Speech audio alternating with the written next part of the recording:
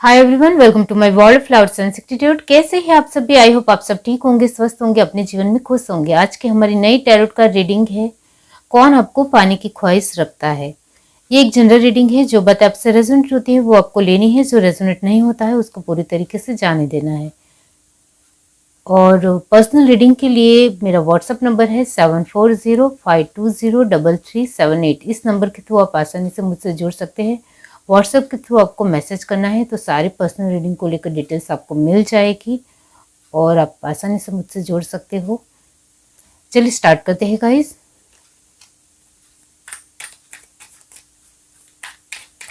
Universe divine बताइए कौन उनको पाने की ख्वाहिश रखता है।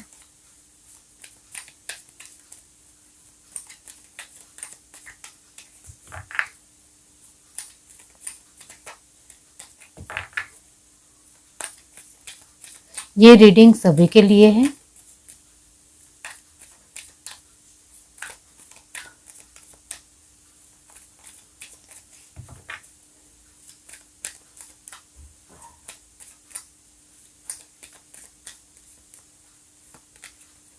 King of cup, 3 of Pentacles, the Fool, the Hangman, 6 of Cups, Rebirth।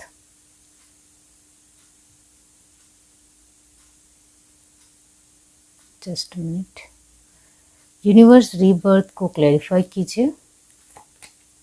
Queen of cup, बहुत ही खूबसूरत कार्ड। यहाँ किंग है और यहाँ क्वीन है, तो आप दोनों की बॉन्डिंग आप अभी भी फील करते हो। 4 ऑफ सॉर्ड, चाहे आप मैरिड हो या अनमैरिड हो,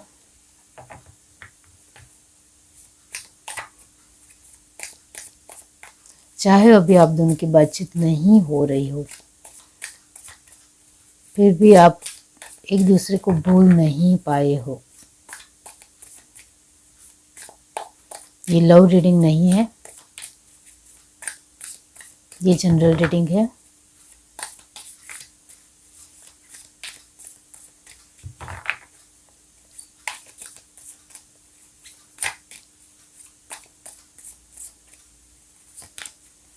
The High Priestess,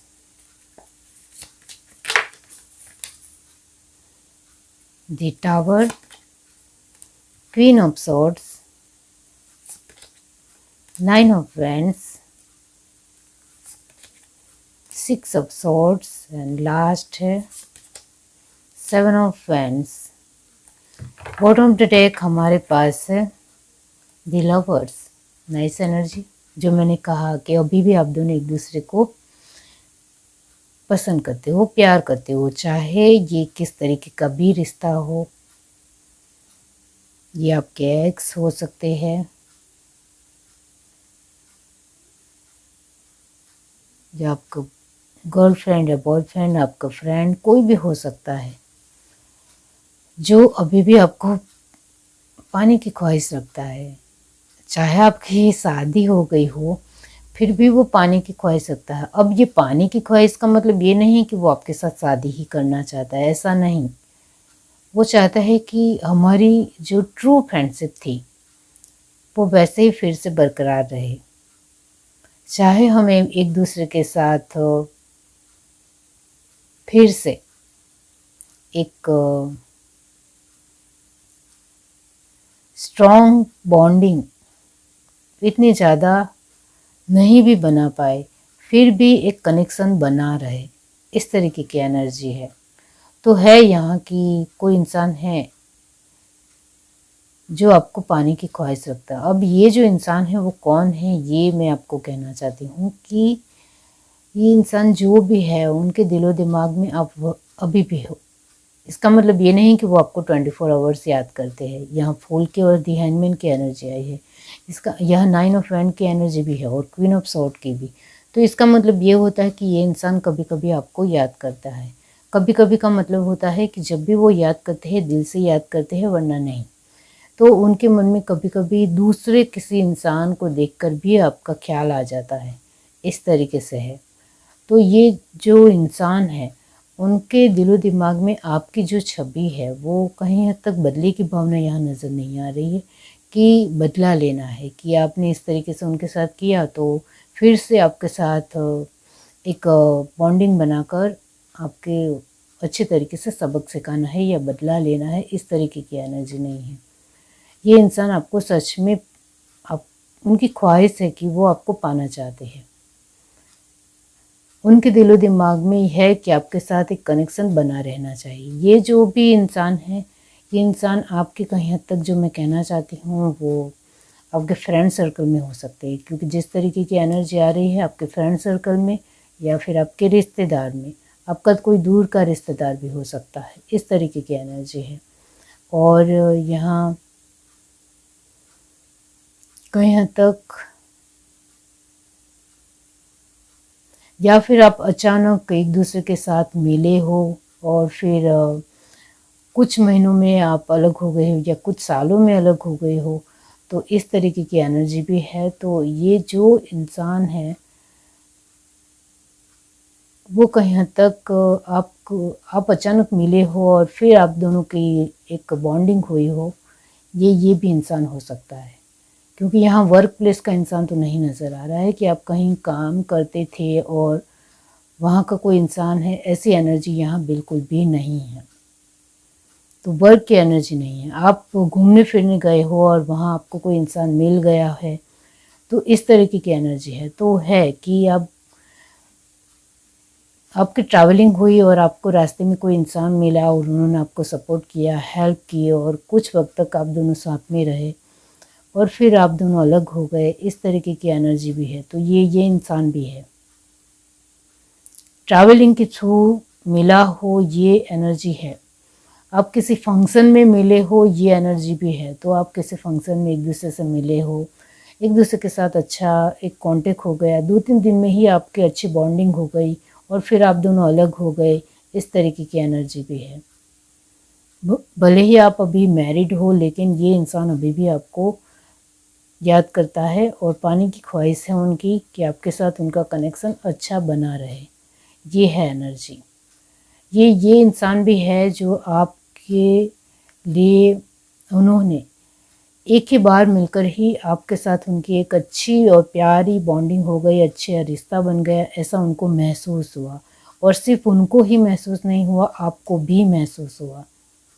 यही इंसान है, इतना भी याद रखें। एक ही बार में मिलने से ही उनको ऐसा लगा कि ये यही इंसान है जिनके साथ एक प्यार से अच्छी बॉन्डिंग होनी चाहिए, एक अच्छा प्यारा कनेक्शन होना चाहिए। लेकिन अच्छा कनेक्शन बनने से पहले ही आप दोनों अलग हो गए, किसी रीज़न की वजह से। आप दोनों स्टडी करने गए हो, तो स्टडी में एक दूसरे के साथ मिले हो और फिर एक कनेक्शन बना और फिर से टूट गया और एक दूसरे के साथ बातचीत नहीं हो पाई, इस तरीके की एनर्जी भी है। और यहाँ जो मैंने कहा रिश्तेदारी भी है कि रिश्ते में आप मिले और फिर एक दूसरे के साथ अच्छी बॉन्डिंग हो गई और फिर आप दोनों एक दूसरे के साथ आगे बढ़ने को लेकर आप दोनों ने सोचा और फिर अचानक से सब कुछ बदल गया, इस तरीके की एनर्जी है। ये जो इंसान है वो अभी भी आपका इंतज़ार करता है, ऐसा मैं नहीं कहूँगी, लेकिन वो आपको बार बार याद करते हैं। ये जो इंसान है उनको लगता है कि आप बहुत ही प्यारे पर्सन हो और आप एक बहुत ही स्ट्रॉन्ग पर्सन हो, चाहे आप मेल हो या फीमेल हो, आप काफ़ी कैपेबल और काफ़ी स्ट्रॉन्ग हो। अपनी ज़रूरतों का आपको बहुत अच्छे तरीके से भान है, आप अपनी ज़िम्मेदारी में बहुत ही अव्वल हो, बहुत अच्छे हो, ऐसा उनको लगता है। लेकिन आपकी एक कमज़ोरी है कि आप बहुत ज़्यादा सोचते हो, इस वजह से अभी आप पीछे हो या अभी आपके पास कुछ नहीं है। तो वो इसी वजह से है कि आप कभी-कभी कुछ ज़्यादा सोच लेते हो। इस वजह से आपको जो मिला है उसका आप मज़ा नहीं ले पाते हो। अभी आपके जीवन में जो कुछ भी है वो कहीं न कहीं आप खुश भी हो, फिर भी आप इस पर्सन को लेकर सोचते हो और उनको याद करते हो। इस इंसान को लेकर मैं यही कहना चाहती हूँ कि आप दोनों जब एक दूसरे के साथ मिले थे तब उनको सच में आपके साथ एक कनेक्शन महसूस हुआ था, लेकिन वो आपको नहीं बता पाए क्योंकि ये शर्मीले भी है, शाय इंसान है, चाहे मेल हो या फीमेल। शाय इंसान होने की वजह से, शर्मीले होने की वजह से वो अपने दिल की बात आपके सामने नहीं रख पाए और बातें आगे बढ़ गई, आगे कुछ हो नहीं पाया। और मोबाइल के थ्रू कनेक्शन होने के बावजूद भी कहीं ना कहीं एक जो अभी भी आप दोनों का, आप में से बहुत सारे लोगों का मोबाइल से कनेक्शन है ऑनलाइन, फिर भी ये इंसान अभी भी आपको अपनी फीलिंगों को अच्छी तरीके से बता नहीं पाए हैं। इतना याद रखिए, ये जो भी इंसान है वो कहीं ना कहीं आपके साथ फ्रेंड की तरह ही बिहेव करते हैं, फ्रेंड की तरह रहना ज़्यादा पसंद करते हैं। उनको डर लगता है कि कहीं उन्होंने आपके सामने दिल की बात बता भी दी तो कहीं ना कहीं आप रूठ जाओगे या मुझसे दूर हो जाओगी, क्योंकि आपके दिल में क्या है वो नहीं समझ पाए हैं अभी। इतना ज़रूर है। ये जो इंसान है उनको बहुत ज़्यादा गुस्सा है कि वो आप जब दोनों साथ में थे तब वो आपको क्यों नहीं अपने दिल की बात बता पाए। इसका उनको बहुत ज़्यादा रंज है, इस तरीके की फीलिंग है।